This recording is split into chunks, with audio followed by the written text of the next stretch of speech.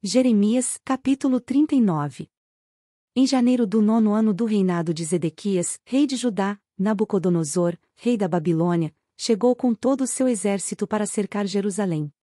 2 anos e meio depois, em 18 de julho, no 11º ano do reinado de Zedequias, foi aberta uma brecha no muro da cidade.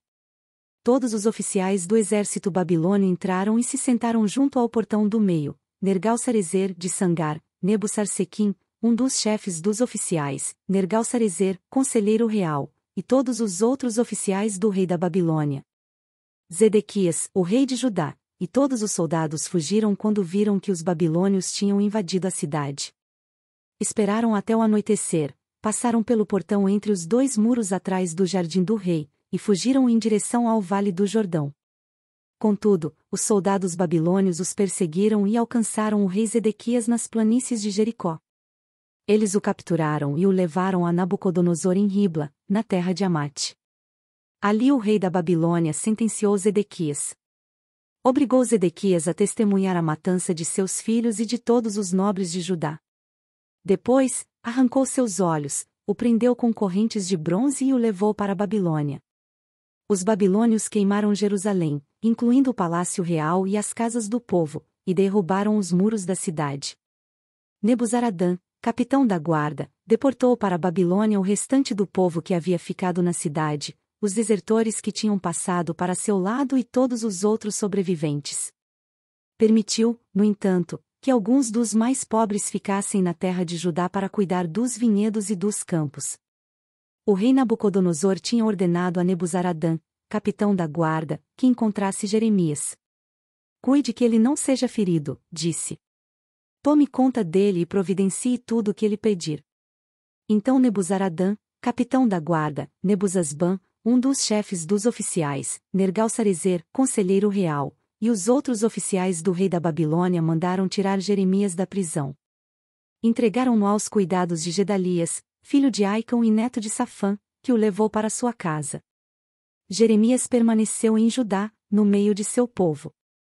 Enquanto Jeremias ainda estava na prisão, o Senhor lhe tinha dado a seguinte mensagem. Diga ao etíope Ebed-Meleque, assim diz o Senhor dos Exércitos, o Deus de Israel, farei a esta cidade tudo o que prometi. Enviarei calamidade, e não o bem. Você haverá ser destruída, mas eu o livrarei daqueles que você tanto teme. Porque confiou em mim, darei a você sua vida como recompensa. Eu o resgatarei e o protegerei. Eu, o Senhor falei. Jeremias, capítulo 40. O Senhor deu uma mensagem a Jeremias depois que Nebuzaradã, capitão da guarda, o pôs em liberdade em Ramá. Ele havia encontrado Jeremias acorrentado entre todos os prisioneiros de Jerusalém e Judá que estavam sendo levados para o exílio na Babilônia. O capitão da guarda mandou chamar Jeremias e disse: O Senhor, seu Deus, trouxe esta calamidade sobre esta terra. O Senhor cumpriu o que tinha dito, pois esse povo pecou contra o Senhor e lhe desobedeceu. Por isso aconteceram todas essas coisas. Mas eu vou tirar suas correntes e libertá-lo. Se quiser ir comigo para a Babilônia, está bem. Providenciarei que cuidem de você. Se não quiser ir, fique aqui. Toda a terra está diante de você, vá para onde quiser. Se resolver ficar, volte para Gedalias, filho de Aicão e neto de Safã. O rei da Babilônia o nomeou governador de Judá. Fique com o povo que ele governa. E, se quiser ir para algum outro lugar, faça o que lhe parecer melhor. Então Nebuzaradã, capitão da guarda, deu a Jeremias um pouco de alimento e dinheiro e o deixou partir. Jeremias voltou para Gedalias, filho de Aicão, em Mispá, e habitou em Judá com os poucos que haviam ficado na terra. Os comandantes dos grupos de soldados que estavam no interior de Judá, souberam que o rei da Babilônia havia nomeado Gedalias, filho de Aicão, para governar o povo pobre que tinha ficado em Judá, isto é, os homens, as mulheres e as crianças que não haviam sido enviados para o exílio na Babilônia. Então foram ver Gedalias em Mispá. Entre eles estavam Ismael, filho de Netanias, Joanã e Jonatas, filhos de Cariá, Seraías, filho de Tanumete, os filhos de Efai, o netofatita, Jazanias, filho do Macatita, e todos os seus homens. Gedalias jurou a eles que os babilônios não tinham intenção de lhes fazer mal. Não tenham medo de servi-los. Vivam na terra e sirvam ao rei da Babilônia, e tudo lhes irá bem, ele prometeu.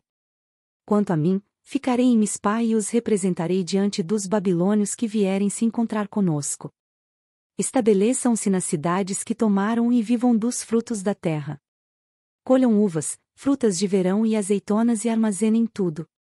Quando os judeus em Moabe, Amon, Edom e outras terras vizinhas souberam que o rei da Babilônia tinha deixado um remanescente do povo em Judá e que Gedalias era o governador, começaram a voltar para Judá dos lugares para os quais haviam fugido. Pararam em Mispá, onde se encontraram com Gedalias.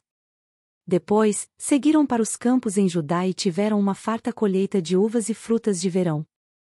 Algum tempo depois, Joanã, filho de Cariá, e os outros comandantes dos soldados que estavam no interior foram até Gedalias, em Mispá, e lhe disseram: Você sabia que Baalis, rei de Amon, enviou Ismael, filho de Netanias, para assassiná-lo?